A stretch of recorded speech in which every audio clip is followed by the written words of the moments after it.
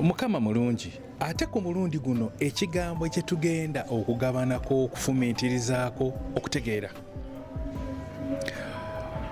Tumanyi oba tulaba ebiseera ebimu ne twebuuza kati ffe twali tukula nga tusuubira nti omuntu akuguse asomye ennyo yasinga okutegeera, naye tukizudde oba tugenze tukiraba nti asobola okukugukamu ekyo ky'aba asomye naye nga kyategeera.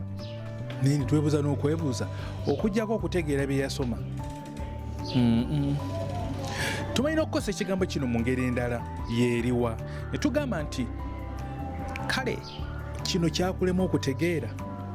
Tugenda mu maaso ne tugamba ategeera ebyo, ategeera emmotoka ezo gundi yazitegeera. Mukama mulungi, tuli ku kigambo ky'okutegeera.